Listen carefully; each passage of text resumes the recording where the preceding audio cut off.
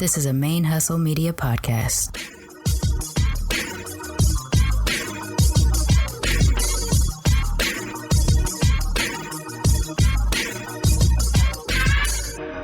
Hello and welcome to the show. My name is Jackie O and you're listening to Militantly Mixed. Yo, this is Rashani from the Single Simulcast. And when I'm not making you laugh or making up parody songs, I'm kicking back, listening to Militantly Mixed. I would like to acknowledge that the Militantly Mixed podcast is recorded on the traditional lands of the Karankawa people, and I wish to pay my respects to the people of that nation, both past and present. Hey y'all, welcome to Militantly Mixed, the podcast about race and identity from the mixed race perspective. I am your host, Charmaine, aka Mixed Auntie Maine, the busiest mixed race, bi-gendered, bisexual, polyamorous, atheist, comic book nerd, cat mom, mask making, Gulf Coast Cosmos, comic book co-owning, Asian American Podcasters Association's Golden Crane Award winning podcaster in this podcasting game.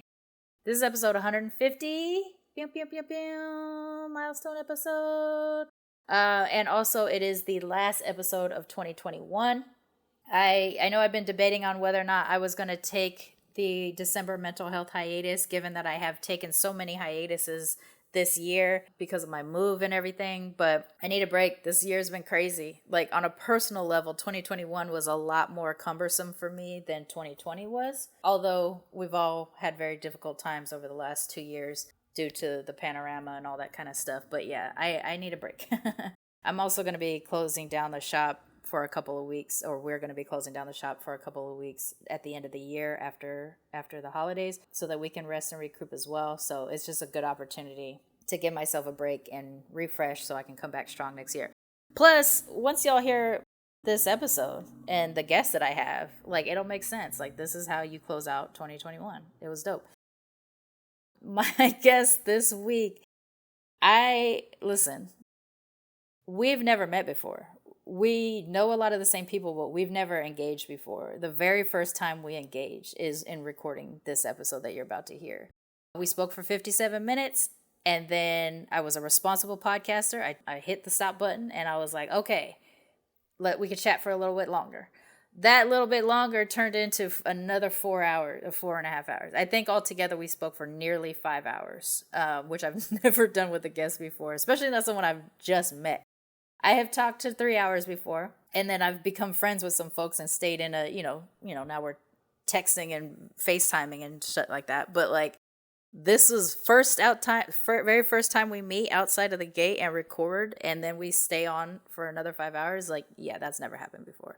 So I am excited to share this episode with you because we have a lot of crossover. We clicked really well, but more than anything, just, I'm lucky. Doing Militantly Mixed, I am lucky with the people that I get to meet. I have had a chance to be exposed to all different forms of mixedness, even mixedness outside of my own identity.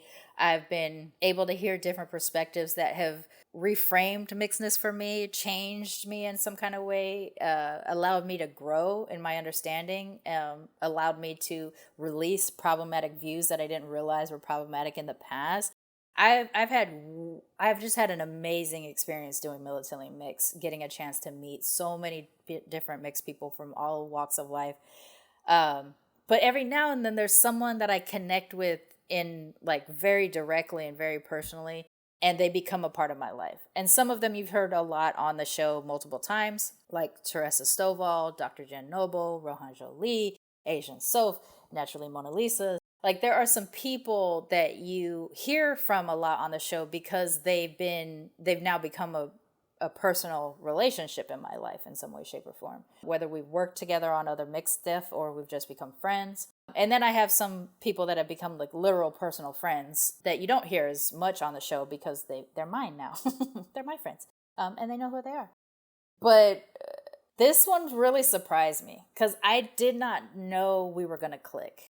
I knew we had a lot of crossover and I knew we had a lot of people that we knew in common, but I just didn't know. I didn't have any expectation that it would be any different than any other episode of Militantly Mixed. I didn't know we were going to click the way that we did. And we had such a great time. I have a feeling you'll see more of this person through Militantly Mixed in some way, shape, or form, whether it's IG lives or return episodes, or we'll figure out something we can do to work together. But this guest is in my life now, whether he knows it or not. My guest today is Blasian content creator, actor, and fellow Blasian podcaster, Ryan Alexander Holmes. A lot of you should be familiar with him. He's on TikTok, YouTube, and Instagram. Sometimes he does a lot of content where it's him engaging with people who don't realize he's mixed or Blasian specifically. Sometimes it's how he's received on the Black side. Sometimes it's how he's received on the Asian side, the Chinese side, or even by outsiders that view mixed people in weird ways. You know, that's a kind of content that he does. And also airing out his own feelings about the murders of George Floyd and Breonna Taylor and other people, Ahmaud Arbery, that have been murdered by police and or random people who think they're doing some shit. He was motivated by that last year, and that's what kind of increased his content.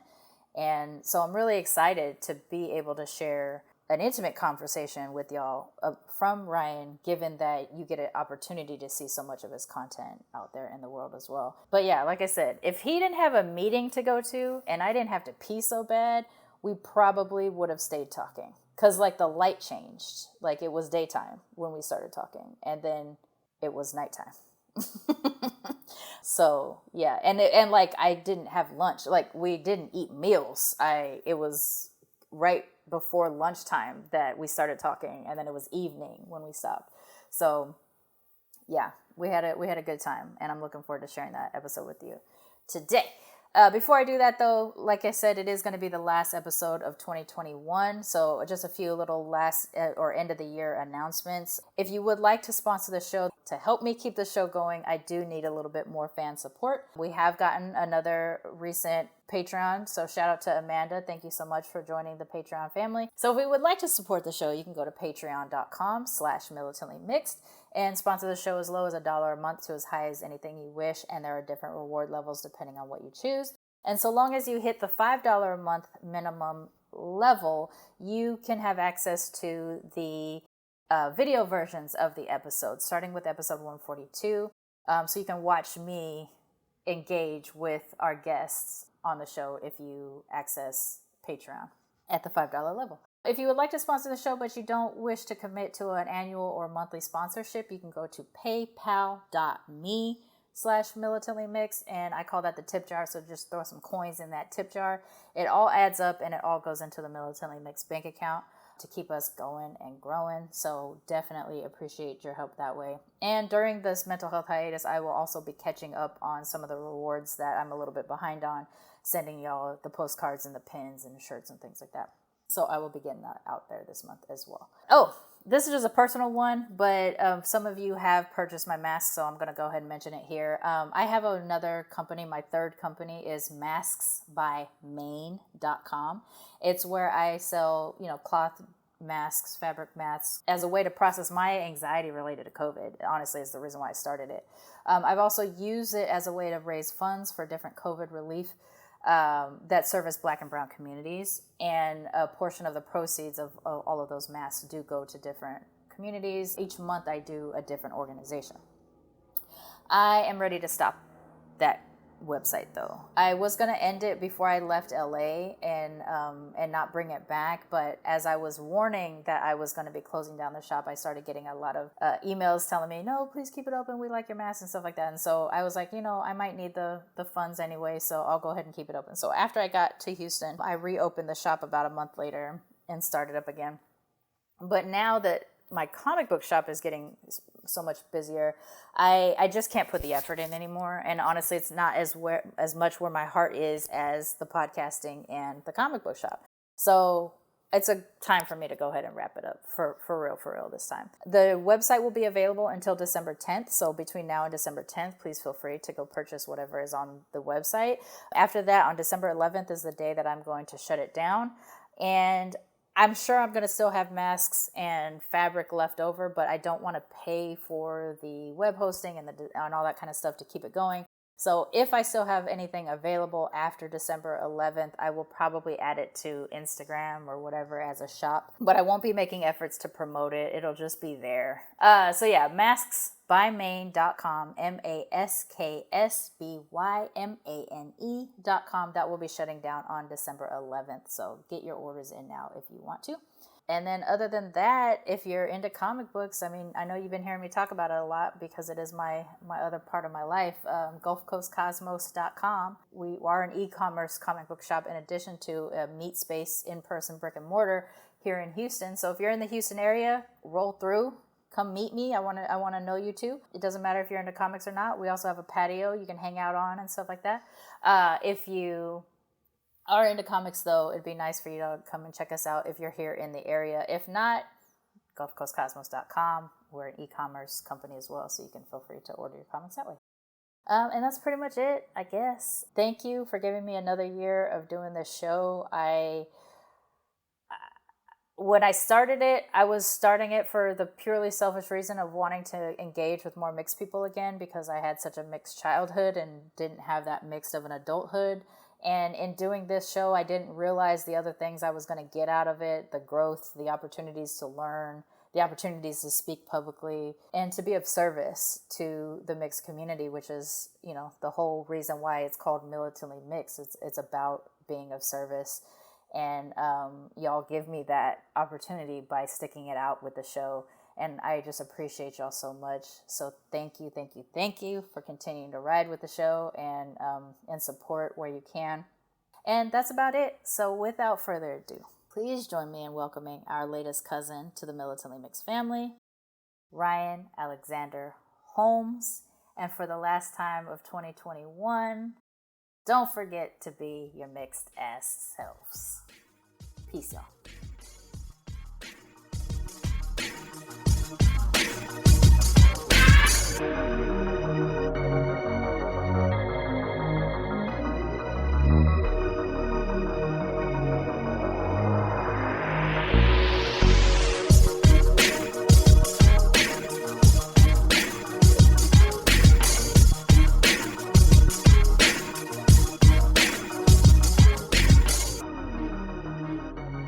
And for those of you who can see on the screen, which is just the Patreon sponsors, who I have today, my guest today is Ryan Alexander Holmes, one of the top tier Blasians out there in content creations.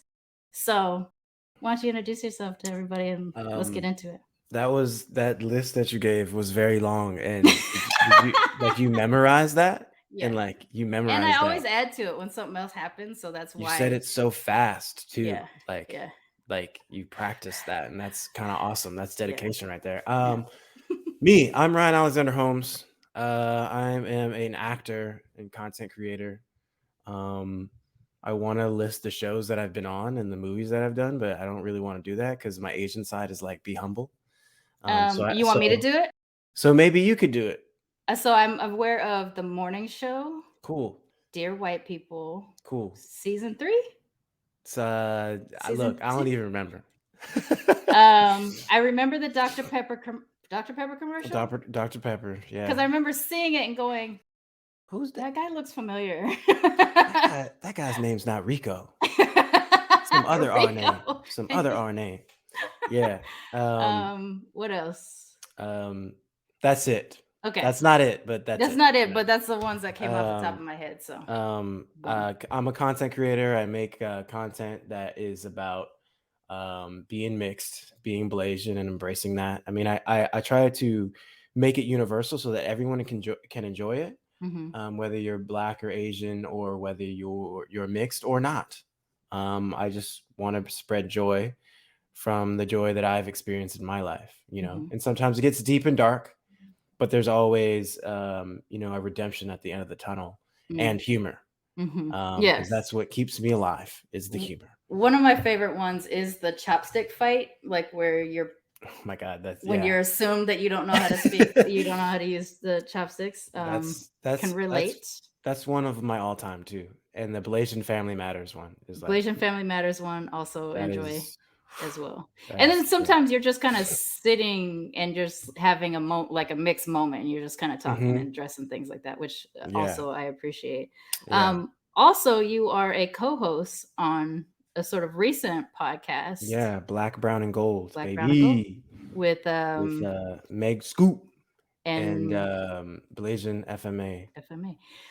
So I have engaged with Blasian FMA on the Blasians Unite page on Facebook before, but we haven't managed to talk yet. And I found out about Meg through y'all's show. So you will. I'll catch them all. I'll catch them. I'll get them all. Now that I got it in. It's gonna happen. I'll just be like, I talked to Ryan and well, do you know about the Black and Asian Alliance? I only do because I was on the Blasians Unite page, and then when I saw that the post for about your guys' podcast popped up, then I was like, oh hey, they got a alliance thing too. He'd be doing a lot of work. He's out there. He's out there on the Blasian a lot of streets. Work, and just seeing how much work he does makes me tired. So eventually I will get involved there, because for the most part, the previous few years of the show has been broadly mixed, and now people are starting to realize like the content skews Blasian because that's what he is. Yeah, that's what it is.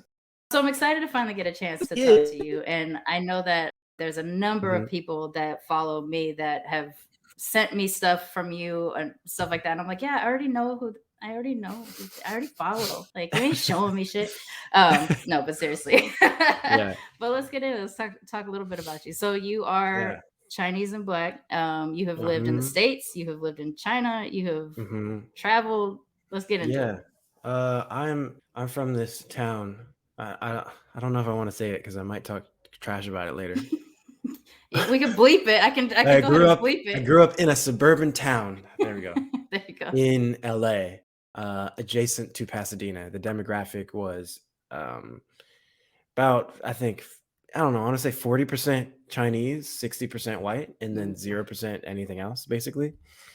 And I was the only one. I was the only Blasian, only Black kid growing up, and I was definitely reminded of that every day, and also told by my peers that I was one of the good ones.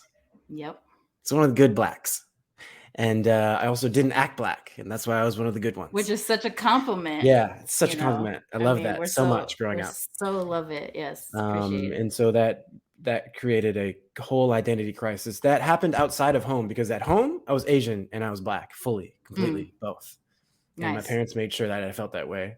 And, I was very involved in Chinese culture and celebrated all the holidays, spoke the language, was at grandma and grandpa's house every weekend, hanging out with my cousins who are Chinese, and one of them's half Japanese, half Chinese. Ooh, I bet that's that's a whole thing. Like, what she was experiencing was like something that I didn't know anything about, because I'm just like, hey, at least you look Asian. But to her, it's like, yeah, but no Chinese people accept me because my whole name is Japanese. Yeah. But my whole family is Chinese. Like, she had no connection to her Japanese side, still doesn't really, but she has a whole Japanese ass name. So that was the foundation, sort of like of my formative years, right? Of living this dual life, not just by being Black and Asian, but also being like at home one way and then in public another way, right? Like. And then my dad saw that, so he wanted to give me a Black influence in my life. And so I joined a Black track club in Pasadena, and immediately was made fun of for not being Black enough. You know what I mean? We can't win. And I was like, damn. We can't win. I came from this white, and also the neighborhood that I grew up in was this super conservative, old money, traditional Republican town, where like the Asians that moved to that town were trying to assimilate into that culture. Yeah. You know what I mean? Yeah. A lot of times that's what Asians do. A lot of times that's what immigrants do when they move into a certain neighborhood. They try to blend in. Yeah. And so I had all that to deal with as well. You know what I mean? All our teachers, even though half the demographic was Asian, were white. Yeah. All of them were white. Do you remember if you had your first teacher of color? Any Yeah, in high school. high school was the first time? Same for me. High school changed my life, even though I went to a very white high school too, Mm, a private Catholic high school. But the I was really good at sports, and the athletic coaches that took me under were Black, and the teachers that I had formed really strong bonds with were my coaches, and just the teachers who were Black. right. Um, um, Shout and I out don't to think, Mr. Victor, ninth grade for me. yeah, for real. Like Coach Adams and Coach Al and Coach Porterfield, like they really changed my life, Yeah, by making me understand like that I can be who I am and still be Black, and that's fine. You know what I mean? yeah. Um, where was I going with this? Don't know. It's Identity, being one way at home, getting to assimilate into Blackness with yeah. your dad, but also not being Black enough. That's where we started. I mean, hey, that's kind of It's still the where we whole are journey. now.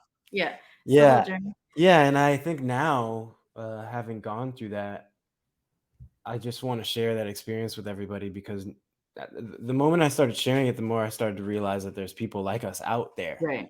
right? Same. Like, Yeah. and it's like a whole new world, a whole new world, because I'm getting to talk about experiences that I never could relate to with anybody. You know what I Yeah. mean?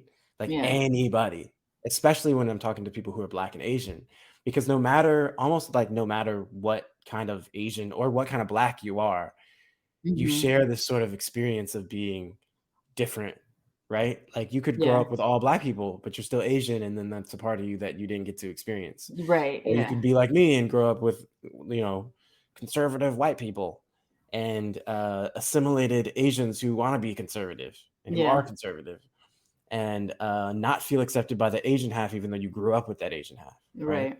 But you're still Black, and they see you as that, and they treat you as that. So are you Right? referring to like other Asians external to your family? Or are you talking about your family also kind of making you not feel Asian No, no, enough? my family has never made me feel not Asian, That's ever. awesome. They made me feel too Asian.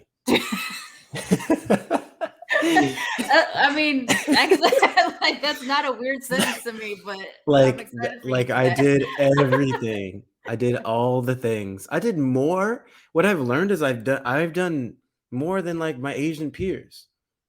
Like I knew the language more than a lot of my Oh. Asian peers that I grew up with. I embraced the culture more than my Mhm. Asian peers that I grew up with, right? Because they only saw me as Black. We didn't connect about the Asian part, right? So I Mm. never knew what they were doing at home. Right, yeah. We never talked about Chinese culture, right? Which is Yeah. actually really strange now that I think back to it. I'm like, we're all Chinese. Like, why aren't Yeah. we talking about Chinese stuff? That's actually something that I remember. I don't remember how long ago it was, but you had it was either a YouTube video or a TikTok or something like that where you were talking about um like when you realized you were Black and Asian, like that publicly you could exist as Black and Yeah, Asian publicly. 100% Yeah, versus yeah. just what somebody would decide for you. Yeah, yeah, And yeah.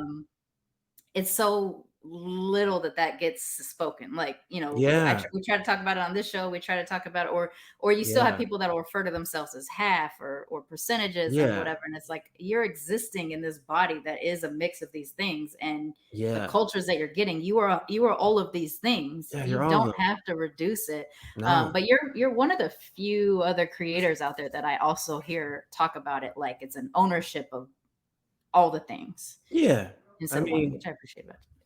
I feel like it's fine to say that you're half or you're a quarter or whatever, but like it's the sentiment of which you believe and embrace personally, right? Mhm. Like, how do you personally feel about it? Because I Yeah. could say I'm half Chinese and half Black, but I know goddamn well that I'm 100% both in the Both, way that yeah. I interact with people, in the way that I see myself, right? It's the language that we use is powerful, right? It is. And when I used to say half, I really meant like, well, I can only do half of You what felt y'all can do. half, right. I can That's only do half, yeah. right? Like, no, I could do everything that you guys do. And when I embraced that and I started to speak to Chinese people as if I completely am a part of the culture, I Mhm. started to realize that a lot of them don't even embrace the culture. A lot Right. of them don't even want to embrace the culture. Right. And then I got to investigate why that is. Mm-hmm. You know what I mean? And then you start to get into the model minority myth and what that has done to how a lot of Asians view themselves, Mm-hmm. right? Because everything is sort of like, everything sort of becomes under that model minority myth, Yeah. this striving towards success, which is in the form of whiteness. Yeah. And if You you're know what I not mean? hitting that white success, what we don't talk about in Asian side is how it affects our mental Yeah. health. Like we're Mental health. legitimately not allowed to talk about it. And you and I come Yeah. from two groups of people who ain't allowed to talk about our mental health. You No, know, like the really Asians, we not. can't do it. On the black side, we can't do it. Or we're embracing Yeah. it now, but it's taken so long.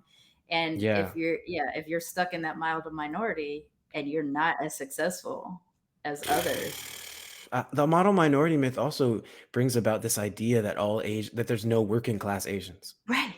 Yeah. There It's are hella working class Asians. unless they're super, super, super known as being like Southeast, deep Yeah. Southeast, then Yeah. someone will grant like, oh, those ones can be Yeah. But poor. I know. But like you can't be Japanese and poor. You can't Yeah. be or No, working class. you can't be fancy Asian. You can't be You can't fancy be Asian poor. Chinese or Japanese or Right. Korean and be poor. Like, You can't. because Yeah. And that's not it's what they so are. ridiculous. What Right. is that?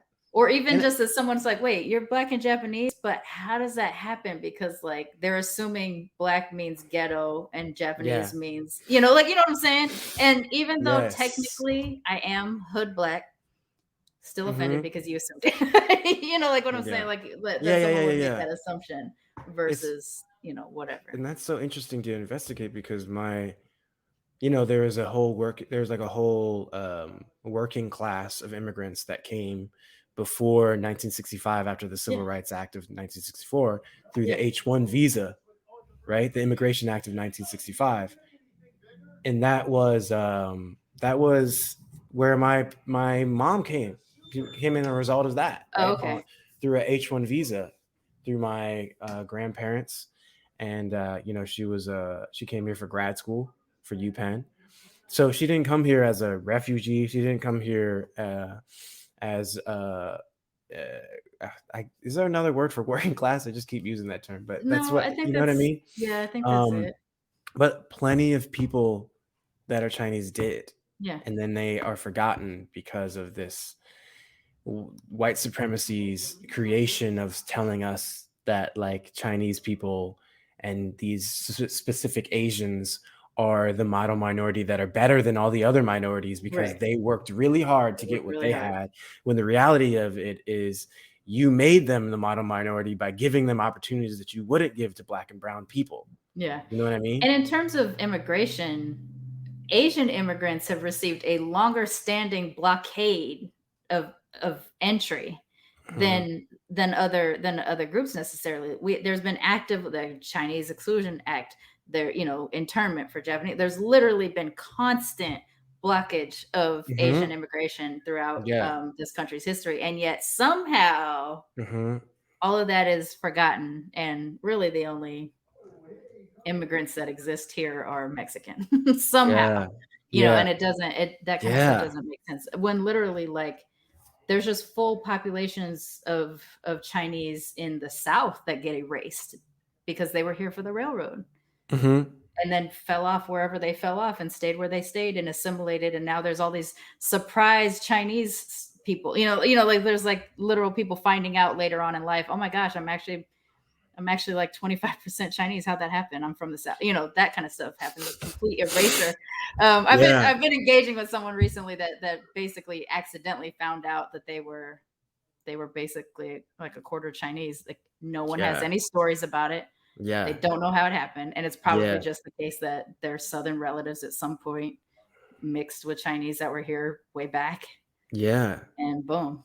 I mean, I could totally imagine that. Like if you're half and like you're in the South and you know, you don't have any connection to your Chinese side and you like So you what just desire would you want to have to connect, yeah. especially if they don't accept you and everyone around you is black, you sort of Mhm. just don't embrace it and then it just goes away and you don't share any stories or Yeah. anything and then it just Just like disappears just into be black now. into blackness, Yeah. Yeah. you know? So yeah, the model minority myth I think is probably here's the other thing about the not Go ahead. Go working ahead. class Yeah, Asians. go There ahead. are a billion Chinese. Yeah.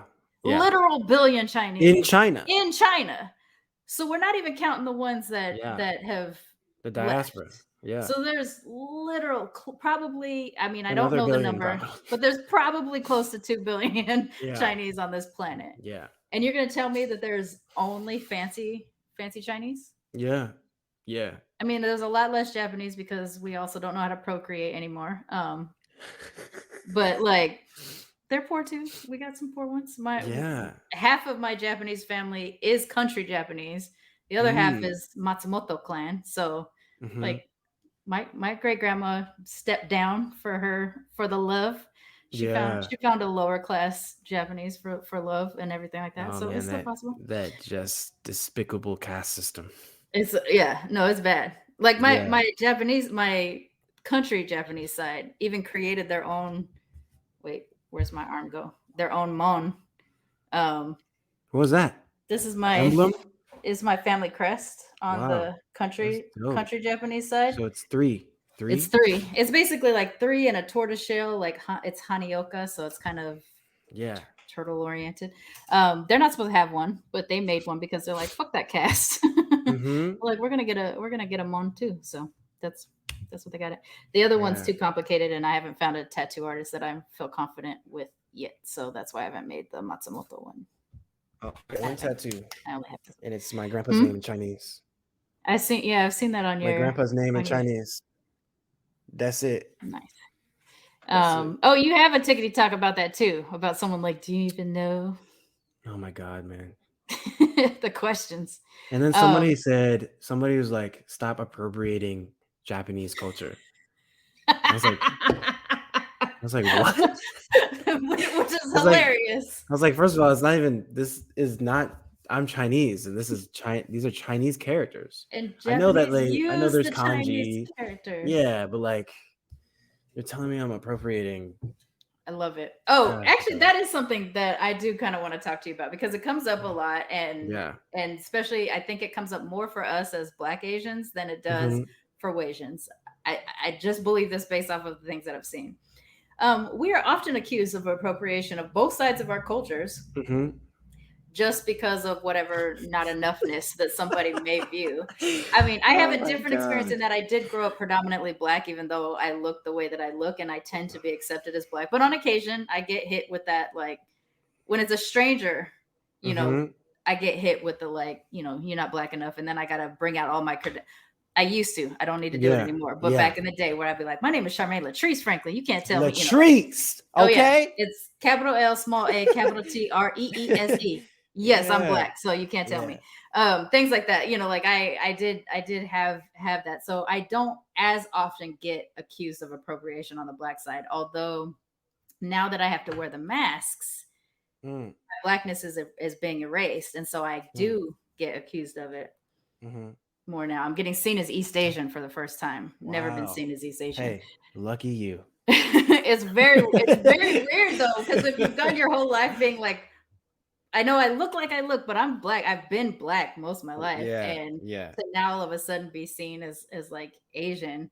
Even being embraced by Asian organizations, which like, I'm like, what? You know, how many times did I try to join the Asian, you know, like groups in school, and I was not so embraced now. It's very weird. But still, like, it feels like I'm being embraced because it's a trend kind of. Yeah. I'm nervous about it. I'm nervous about it sometimes. It feels unsettling. Sink my claws deep in there. That's why I keep continuing to tell people I won an Asian American Podcasting Award because motherfucker, it took me forever to get noticed by Asians. Yeah, because you're gonna give me all the Black stuff. I'm good because they just accept me. Yeah, because I don't have a Japanese middle name or anything like you know other. But fuck that, we don't need that. We don't need it. I just need that. I got this. The way they be getting on their hands and knees and praising these Wasians with German names. Yikes! Like, we don't need no damn Asian name to be accepted. Fuck all that. You know? I basically have to be called Soulman. I have a little song at home in my family's home. I basically get called Cold Noodles because they can't pronounce my name. Shaman, Soulman, Shia Soulman. It's like I'm just Just cold noodles because I can't pronounce my name. That's a cool nickname, though. Cold Noodles. Yeah, I should walk around and be. That should be my street name. I should just be Yeah. like cold noodles on the street. Like, what's But up, we Cold do. Noodles? We get accused of appropriation Yeah. quite a bit, and Mhm. and I'm sure you've gone through it probably more so than I do because your presentation is more obviously well, to me, I think your presentation is more obviously a mix. You seem more blended in your face than I do. I feel like I literally am a split. There's my Asian. Mhm. There's my black, including my dad's hairline. Yeah. Like I don't think The I have like features. my I don't features know. are very. I don't know what my features are. I just say this. I just say the quote that I always say is, it's not that I don't look Asian, it's that you've never seen an Asian like me before. Yes, I Because love that. at the end of the day, like, I'm still like, You're it doesn't still matter Asian. Yeah, you're still what Chinese. the hell you think I look like. Yeah. Like 50% of my DNA is Asian. Yeah. So therefore I look Asian. I don't care what you think I look like. I do You know love what I that mean? you say that because honestly, there are times when I still can be kind of apologetic where I do this thing. It's like, I know I look the way that I look. I probably have said that 4 times today already. Like, I know I Yeah. look the way that I look, but I'm. Yeah, Trust people me, say that I'm all the time. whatever. Like, get real, you don't look Asian, so why are you blah blah blah? I'm like, I don't care what I look like to you. I don't care what I look like to you. That's not Yeah. important to me. You know what I mean? You just I don't mean, know what diversity is. You've you never just don't know gone to what the it looks like. Philippines and seen Yeah. the native Filipinos. You know Right. what I mean? And Yeah. a lot of exactly. native Southeast Asians that look like me. Mhm. You know what I mean? Like, you just don't get that. All you see is what you see in the media and what you choose to see and what you And choose honestly, to surround yourself with. what would be the thing we're supposed to look like to be a Yeah. very obvious black Asian? You want me to get that? You want me to be like the transracial guys? That transracial guy who now says he's Korean, that white dude? I I can't saw him stand at the that. mall. I didn't say anything to him, but I saw him in the mall. I was like, wow, you're out here. Like, because I live in basically China, like in the San Gabriel Valley. Okay. And he was at this mall and he was just shopping around. And I was like, wow, that's the guy who like Is- got surgery to look like Jimin. Oh, from that guy. BTS. Yeah. I'm like, do you want me to do that? And then you'll accept me? Or then will it be offensive to you? Yeah. Or will that be offensive? Do you know what I mean? Like, is an Asian guy making himself look more Asian offensive? Right. That's a good question to ask. And I also, don't know. what does that mean? Because there's so many different ways. I don't know what we would look like to be the perfect mix. I do know that since Naomi Osaka has become more famous, people tell me, Mhm. "Oh, you don't look like her," and I'm like, nope. Like, what am I supposed to? Correct. It's like, do all Asians look the same? No, because you Right, saying yeah, that would be it's like- racist. But you thinking that Malaysians look the same? Right. Or like a black and Japanese person is supposed to look the same? That's also racist. in That's its own also kind of way. racist. And you know Yeah. what? I mean, I'm not gonna lie. I think because she does look to me, obviously a mix where I Yeah. look like a Dominican, I guess. I am sometimes I'm a little jealous, but like Yeah. I've had people say like, "Oh, you don't look like Naomi Osaka," and I'm like, yeah, we have different parents. Yeah, we have Her black completely is different than my black, you Yeah, know, we're completely like different. So it makes sense. You motherfucking racist. so Yeah. fucking irritating. Yeah. But yeah, so what made you get to the point where you decided you wanted to make content? George Floyd. Okay. Oh, so George it's Floyd. recent for you. Oh, very recent. Okay, then maybe why do I think I know you from earlier than that? I guess maybe I Nah. don't. Nah, man, before this, I was just posting pictures of my six pack. Do you like this? I was What just about like, do you like this? this? I'm a Nice. model. Look at me. Everybody look. No, George Floyd was a turning point for me because I Okay. saw how much pain that like the black community was going through, and all my friends who are black, Mhm. and then also seeing so much anti-black racist sentiment from the Asian community, Mhm. like going hard too. Like Mhm. and I'm talking about how the BLM, they associated the BLM with riots, and then they went even Mhm. further and they're like, black people are criminals. Mhm. And then their Yeah. racism started to show like very, very blatantly. Mhm. And so for me, I like was talking to my brother, an actor in between jobs. So I got a lot of free time, and it's a whole pandemic, Right. so ain't nothing happening. Right. You know what I mean? I'm completely jobless, and I'm like, I'm an artist. What am I supposed to do here? And I'm like depressed and sad, and I'm watching the news, and people are dying of COVID, and we got a Cheeto as a president who doesn't care, and all he does is just lie all the time. You know what I mean? And Black people are still getting murdered, and then we get to see another murder in HD that is blatantly a murder, and people are arguing that it's not and saying that he's the problem. I'm like, okay, enough is enough. Yeah. So I'm on the phone talking to my brother about all this, and he's just like, yo, like, I understand, like, you feel all this way, but like, why don't you share that? Why don't you say it to somebody except for me? Like someone, a larger, a larger audience, like you're preaching to the choir. And I'm like, but I'm scared. And he's like, why? And I'm just like, because what are people gonna say? Right. And he's like, why do you care what people have to say? Just focus on your output. Don't worry about the input. Also, you know, and this is something that I do now every day. I think about every day. I'm like, how am I gonna allow the input that I think is gonna happen that hasn't happened yet determine whether or not I make this piece of content? Gosh, or that I share this. You know what I mean? Like how long it takes to press record is the way I describe it. Like how long it takes just when you're fucking helmed do up it. like that. Oh my gosh. Just do it. Oh my God. It changes everything. Once you start doing it, and you kind of need to keep it up. Yeah. The first thing I did was write this very accusatory, inflammatory article just from the deepest pain of my experience in life being Black and Asian during that period of time.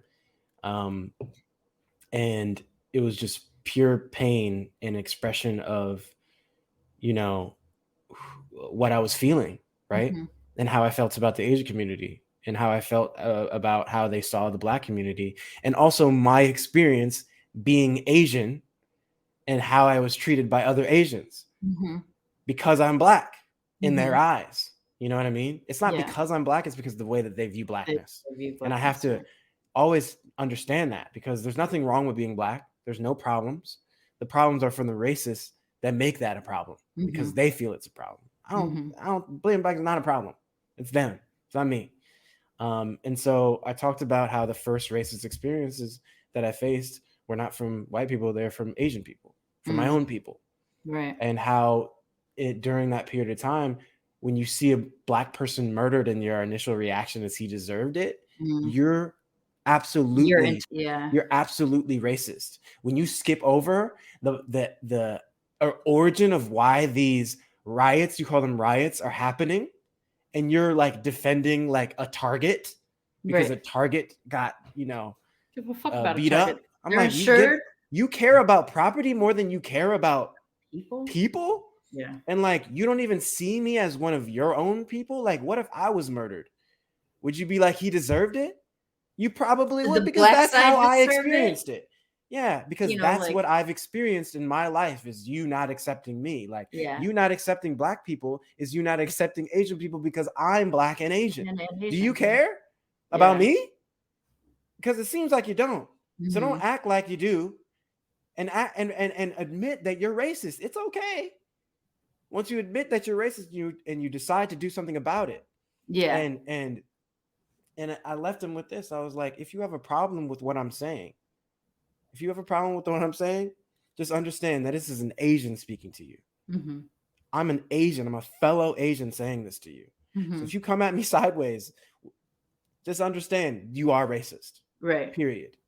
And so that echoed through the airwaves. And I didn't care how it was going to be accepted. I really didn't care when I wrote that. I was just like, I'm just going to post this on Subtle Asian Traits and Subtle Half Traits and post it on every Asian group I could possibly find, Next Shark. And they posted it on their sites, which I was very surprised about. And then, of course, they had people calling me the N-word and people saying like, I bet you don't give a shit about the Asian community because you're blah, blah, blah, blah. I'm like, did you read the article? You're literally proving my point. Yeah. But 90% of what I received was absolute support. Oh, that's good. And that's what changed my life, was the fact that like, oh, y'all accept me and support me? Actually? Yeah. Oh, snap. Okay. Yeah. Well, let me start making some content about my experience. I think that was really the catalyst and the turning point for me, was understanding that like I should always speak from my own true voice and Right. my own experience, and that will and can breed support in finding your community, you know. Right. Because since then I've done so many podcasts, I've met so many Asian celebrities that accept me, and also I've found um um like bridges with people who aren't Black and Asian. They're just Asian, but they vibe with me because it's like I came here as an immigrant when I was 11, Yeah. and I had to blend in with the American culture. And when I think about you being Black and Asian and sort of dealing with that, I feel like I can sort of understand that, because I had to deal with these two worlds at home and Hmm. then outside in school and in public, Right. and I'm like, oh yeah, we're humans, you know. The way that people don't see the crossover in a Mm-hmm. lot of our different experiences is always pretty surprising. I think also it's so weird, the timing of it too. I didn't think about it, but so after George Floyd, I had kind of stopped doing a couple mixed race interviews, and I just started talking. Like you, I was the moment radicalized me in a way that I wasn't already radicalized. Like, because I've always talked about social justice and things like that, but in this way, it hit just differently Mm-hmm. this particular time, I think. And my listenership grew by like 3 times in like a month, and I freaked out because I was like, "What the fuck does that mean? Do I have to change my content?" Like I didn't know, like, what does that mean? Am I what? I don't know what happened. But it did expose me to something that I didn't realize I also wasn't doing. And this could have been a protection measure for me, given that I haven't been accepted in Asian spaces and throughout most of my life. Or it could just be a lack of visibility because I've lived a very Black life for the most part, Mm-hmm. is that it opened my eyes to also what was happening to Asian people in America. I Yeah. wasn't paying that close of attention before. I Yeah. really wasn't. Mm-hmm. And it was the combination of just like, I'm tired of seeing, when Black Lives Matter is active, Asian people saying, "Where's Black Lives Matter?" when Asian people are being suffering, or then Yeah. when It's crazy. Asian, Stop Asian Hate and abolition for Asians and things like that was Yeah. happening, where it's like, "Where's BLM?" It's like, motherfucker, I you're like, literally using the same script. yeah. And You're literally using the same I script. don't feel like that's real, because there's so, like, why are you saying BLM? Like, there's Black people that are there. Yeah, Like, are you using BLM as a replacement as a for Black replacement for people? Black people, right? Like, if Yeah. you don't see a Black Lives Matter sign, that means there's no Black people supporting your cause. And There's what if it's hella an Black event people that marching with these people, Yeah, with like, and what if Asian it's a people. Black event that BLM isn't present for? That's still possible. I Yeah, I'm mean, just it's like, probably less likely now, but it's still what possible. is Like, that? um, Why do they do that? it They is a replacement attribute it thing. to a organization. Like, that's not the people, like. As if the organization is the only thing that radicalized. And when I talk about radicalization, I'm talking about like straight up self-care and preservation of the community. I'm Mhm. not talking about what they view when they say the word or hear the word Yeah. radicalization. I'm talking about literal racial militancy, protection Mhm. and preservation of our own communities and preserving safety and things like that. But yeah, to think of like the organization as the thing that, like, there's no other kind of Black people. There were Black Panthers years Yeah. ago, and now there's BLM, and there's no other kind of Black people. Yeah. I also, an organization doesn't speak for me It doesn't. as a person. Sometimes we're in line. Yeah. Sometimes we're not in line. And it's Yeah. up to me to be able to tell you, like, I'm here for beep, boop, boop, boop, boop, boop, Yeah. but I'm not here for that thing right there. Because that's Yeah. possible. Yeah. And also, as a mixed Asian, I think in the last year, receiving acceptance from Asian organizations has been difficult for me because I had to fight that thing, which I think you kind of mentioned too. Yeah. Is that like, wait a second, they like me, but why do they like me? Like my whole life I've been told I wasn't a part. Like in high school, I think for Yeah. me joining the Asian group was hard because not only was I not full, Mhm. Japanese, it was also that my mix was Japanese because Japanese Mhm. aren't joiners, they're Mhm. assimilators. Mhm. So the Asian groups in school were Filipinos and Chinese and Korean and Vietnamese, and Yeah. Japanese was the oppressor. of all of these people. And then I hear my little mixed ass walks in like, "Hi, Japanese," and they're just like, That's so "Yeah, is interesting. this for you?"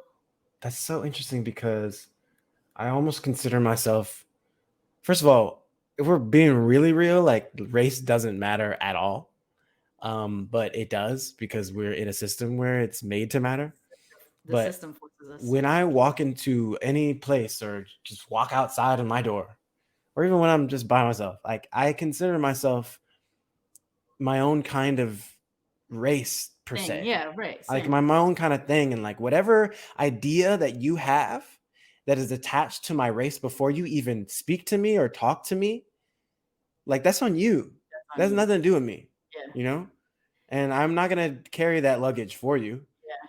That shit's heavy. And But it takes a while to I don't get want it. there, you know. Yeah.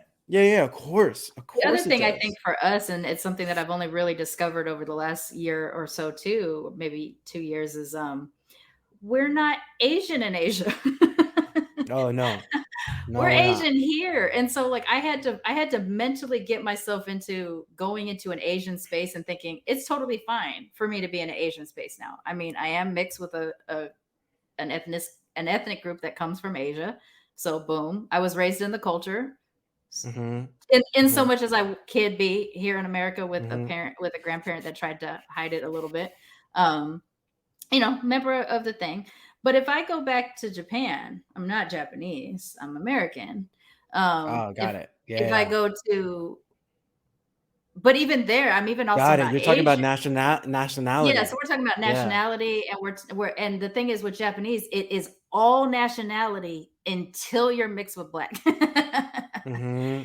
So like that's why Naomi gets the hits that she gets, and Ryo Mm-hmm. Hashimoto same too. Like literal, well, like Ryu even worse. Literal, born and raised in Japan, Japanese until he came to America to play basketball. Still gets Oh, hit you're with talking your about the basketball player in the NBA. Yeah. yeah, and it's like He's like, he's Japanese. he's Like hella Japanese. He was culturally, like he speaks the language and he's just like is born there. Japanese. He looks Born Japanese. I there, mean, he speaks looks it. black too, but he He even looks doesn't he even Japanese. have like a Japanese accent when he speaks English? He can barely speak English is That's the what I'm thing. Like, saying. he's What the been learning since he's been here, but Yeah. when he first got here, like, Oh, 2 years ago when he was, like, over in Sawtell where I used to yeah. live, which is a whole whole 'nother me trying to embrace and it didn't click. Like, when he was walking around there, he could barely form an English sentence. He Wow. can now a little bit better, but, like, yeah, Wow. if he's not Japanese, what the hell chance do I have? Like, if Yes, he's you're not right. Like this what is it? I mean, it's racism. Is it white? Is it's colorism? it's it's It's white supremacy. It's weird because It's in Asia, yeah. it's not strictly racism. No, no, no, it's not. It's definitely prejudice, Yeah. but it's also an adoption of white supremacy because Yes. that's where they obviously got it from. It's like Um, it's like internalized psychological um colonization, so I think it Western does date colonization. back to like when Japan, and maybe this is the case in other parts of Asia too. When Japan first started seeing black people, Yeah. they were enslaved and They're they like were being brought over from white people. Like yeah. white people were the dominant people, and so that already sets up a historical hierarchy, Mhm. you know. Mhm. And Japanese are all about that hierarchy, so Mhm. it makes sense, and they've held on to it, all this Mhm. time. So I have this extra problem of being not a Japanese national, but also ethnicity is not that important to them until they find out I'm black. And then I'm black, Mhm. I'm not Japanese. I mean, I've Mhm. had a Mhm. Japanese hairstylist even tell me, "Oh, your hair's not nappy at all." And I'm like, yeah. So first of all, we don't call it that.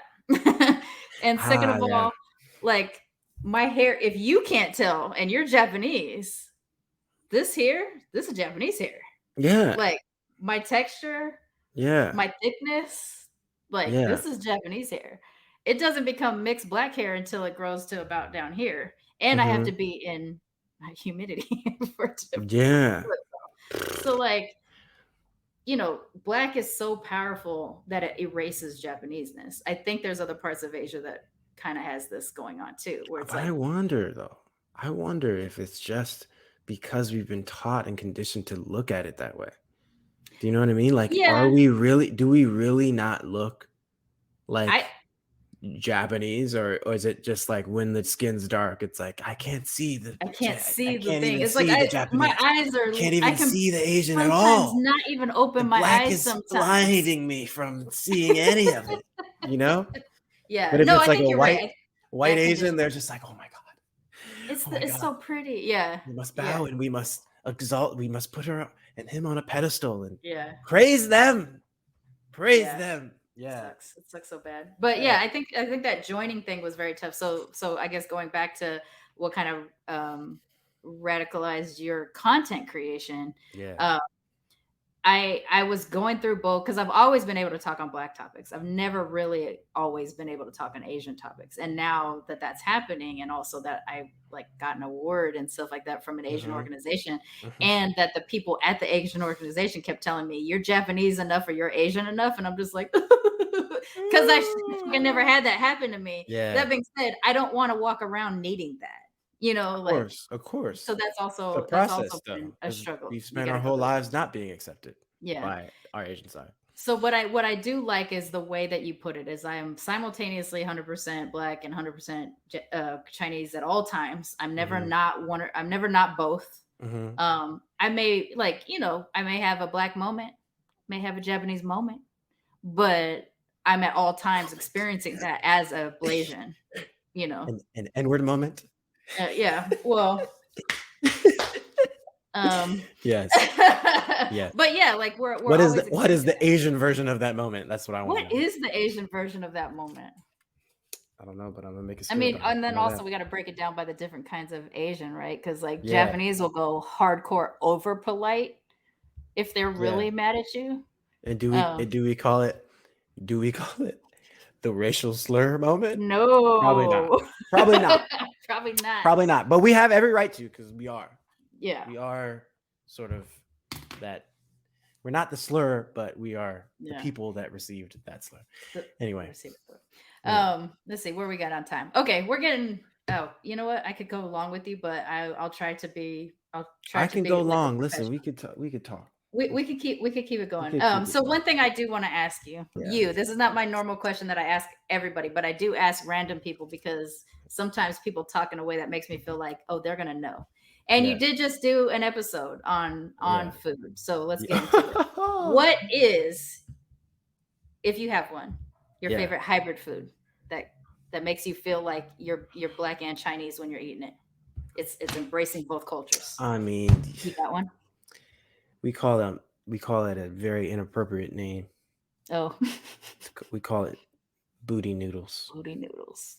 Booty noodles. For the audience, why don't you tell everybody? That makes me not want to eat it, actually. I don't want to go anywhere near it. When you described it. And I have to admit this.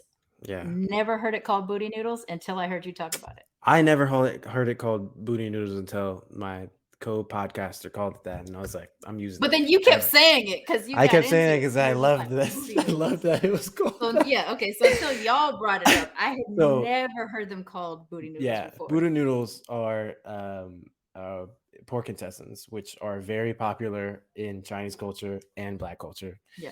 Chinese culture prepares them a little differently. I like them fried. And in this certain like hot dry pepper, red pepper, for seasoning. And then, chitlins in the South, I'll eat them however my grandma makes them because she always makes them bomb as hell. So that's just how I'm gonna eat them. Respect. Booty noodles all day. I could never get through it. I've never been able to do it. I mean, especially when you know what it is. Yeah. I think when you don't know what it is, it's easier. And that's when I first started eating booty noodles. I didn't know what they were. And I was like, this is delicious. So I'm one of the closed-minded eaters that if I tell you I don't like XYZ and you don't tell me that XYZ is in the thing I'm eating and I like the taste of it, I'll be like, this tastes good. And then someone's like, it's got XYZ in it. And I'll be like, I knew there was something wrong with it. And then I'll never try it again.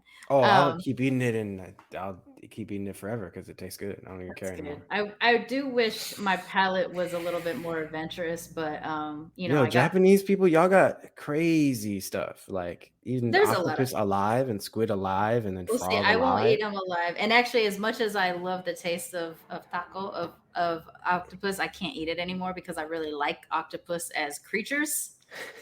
I've fallen in love with them as they've become my favorite animal because they're Okay, hella smart. that And makes sense. That I makes was sense. at the last time I tried them, I was at dinner with Asian Soph, one of the activists that's out in Mm-hmm. LA. We were at dinner and I was like, oh, I haven't had taco in forever. And Asian Soph will just put away food. Like, go to her Mm-hmm. YouTube. It's insane. And so she's like, yeah, let's get some. And I put it in my mouth and I almost damn near started crying because I was thinking about the octopus that escaped from the aquarium going through like 148 miles of piping just to escape to the ocean. And I was Oh like, my God. so now I love octopus as people, basically. I see the humanity of octopus and I can no longer eat them.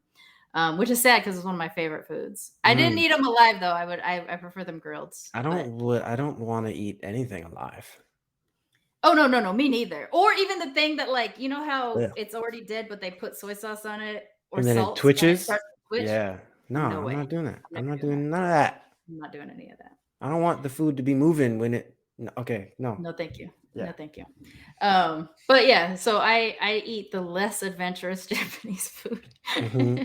and the less adventurous black food, and yeah. But yeah, I like to see what people like to combine. No booty noodles. No booty Um, noodles for you. no booty noodles for me. You know what? Actually, not true. Now that I think about it, I've never tried them fried. You should try them fried. So It's very different. It's very different if when they're it's an fried. opportunity for me to try booty noodles fried, like maybe next time I go to LA. Booty noodles not fried is like you The gotta other part, yeah. So the other part, the reason rubbery. why I couldn't get past chitlins growing up was you could all the the person that had made them, you could always smell what they were. I have since been in a place where someone cleaned them to the extent you wouldn't ever know that they were ever booty noodles. Mm-hmm. And I was just too close minded to try them. Yeah. But I at least respected that they managed to get all the smell out. Yeah, they don't really sell it in restaurants, you know. I mean, Mm-mm. out here they do where I live. You go to like a certain restaurant, you can get them. In Certain LA. restaurants out here. Well, in Alhambra where I live. Oh, okay. Yeah. Yeah, I don't know. Well, I mean, I'll be back out there. That's my home terrace. So I'll go back out eventually, and maybe I will try booty noodles with We'll you. try booty noodles together We'll do it in solidarity. in solidarity. I'll just put that on a t-shirt. Booty Yeah. noodles in Booty solidarity. noodles. Um, Oh my God. booty noodles Yeah. being the Yes. poster food We brought for Black together Asian solidarity. people through booty noodles. That's so terrible.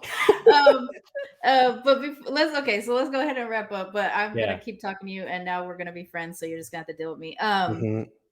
One question I do like to ask everybody who's on the show, because sometimes we do talk about the difficulties that we experience as mixed people. But what do you love most about being a mixed person?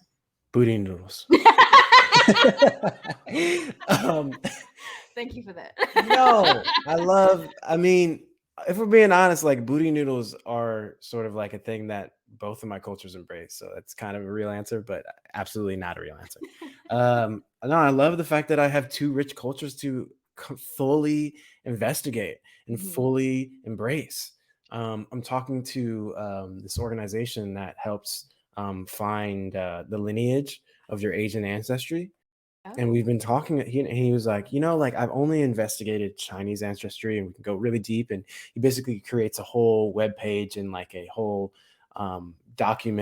documentation list and graphics and stuff I need to get in to on that. to see your entire ancestry from like thousands of years back. And he's like, with you, we could do a whole website where we have your Chinese ancestry compared to a timeline of your black Oh ancestry my and have gosh, I want every this so bad for family my life. member. And it's like this generation for the Chinese was compared to this generation and the black side. And what Oh, was the black side doing when the I would Chinese side love was doing that. this?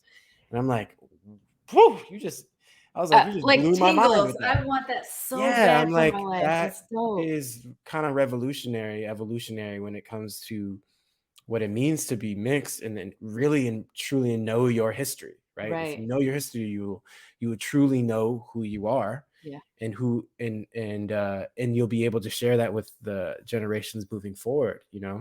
I think that's super important to know who you are and where you came from, and to share that with each successive generation, Mm-hmm. because it gives you something to be proud of, gives you something to stand on. And when you go through these identity crises, or you're like, I'm lost, I don't know who I am or what I should be doing, you can look back to your Yeah. ancestors that preceded you, and know their history and who they were and what they did. And you Absolutely. can love your ancestors that have since passed away, in as you are now living, you know and I don't think a lot of us have the opportunity to really know who our ancestors were, or even have a documentation of that to go Mm-hmm. and look at, you know. Mm-hmm.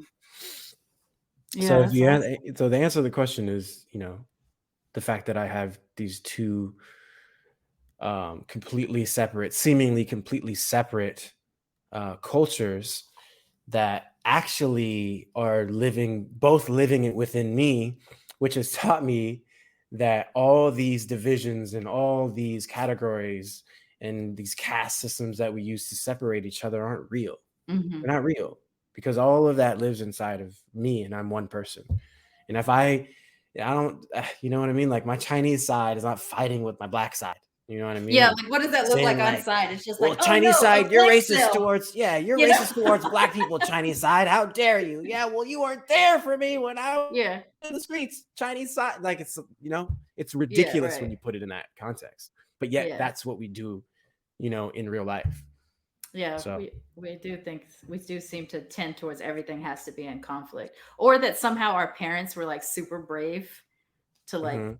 fight the conflict just to be together or whatever, Yeah. and then enough time to make us or whatever, and it's just um but I'm so glad I finally got a chance to talk to you. Mhm. I probably have consumed a little bit more of your content in the last couple weeks that I knew I was gonna um, talk with you. So hopefully I don't look too crazy, and that I've liked a whole bunch of your things all in one, on Mhm. the TikToks looking No, like a stalker. no, no. But no, but yeah, I've been following you for a while now, and I'm happy that you found a way to process the very difficult things that we were seeing last year with George Floyd, and a lot of the social justice action that was happening, Yeah. in a way that like gave you something. It was probably therapeutic in addition to, Yeah. gave a lot of other people access to the kind of content you create and everything too. So I I'm glad mean, that that happened. I went through a dark, dark hole. So it wasn't easy, but I Yeah, came out on the other side being empathetic and compassionate, that's good. not just towards black people or Asian people, but towards everybody, and understanding the source of why it's like this. Hmm. And that's not one person's or one people or one culture's responsibility, really. It's a Right. system that we're fighting against, that was formed kind of against humanity, really, and And that's what we're fighting. it's such a exquisitely diabolical system too, because even the people who benefit from it can't seem to break it. And then some of them don't even know. They Yeah. have Oh, no yeah. idea. Complete unawareness to it. And Yeah. then the system perpetuates that they do not know, that we all don't know, that Well, we fight with literally each other. banning books so that we don't learn about Exactly. it Exactly. here in Texas. It's Yeah, yeah. it's a whole thing. Yeah, that's what happened when I moved from Southtail to Texas. Mhm. Mhm. But again, thank you so much for joining me on the show. Thank Why don't you you. let everybody know how to find you, how to find your content, and also the other podcast? You can find me on Instagram and TikTok, Ryan Alex H, RyanAlexH, and YouTube, Ryan Alexander Holmes. And my podcast that I do with Blazing FMA and Meg Scoop, it's called Black, Brown, Gold. And the latest episode was about booty noodles. So if you want to go check that out, you can hear us talk about booty noodles. I was like, what in the hell? The Yeah. first one was like Blasian solidarity and Hmm. ownership, and the second one Yeah. is booty noodles. Booty noodles. No, Booty I noodles. appreciate it. I Yeah. also appreciate calling it gold because, I know there's feelings about yellow. I do say yellow on occasion if I'm referring to moments for me, but I don't Yeah. use it broadly. But Yeah. I like gold. Gold sounds cool too. Hmm. A way to own it. Because It's sometimes expensive. it is expensive, and it reflects in the sun just like Mm, melanin in general. times. Um, Yeah. Shines. Look at your face. Shines in the sun. Yeah. Militantly Mixed is a ManeHustle Media podcast, produced and hosted by me, Charmaine Fury. Music is by David Bogan the One. You can follow us on social media on Twitter, Instagram, and Facebook at Militantly Mixed. If you'd like to become a sponsor of Militantly Mixed, please go to patreon.com/militantlymixed for monthly sponsorship or paypal.me/militantlymixed for a one-time only donation. And if you like what you hear on Militantly Mixed, please subscribe, rate, and review on iTunes or wherever you listen to podcasts. And don't forget to be your mixed-ass self. ManeHustle Media. Turn your side hustle into your main hustle.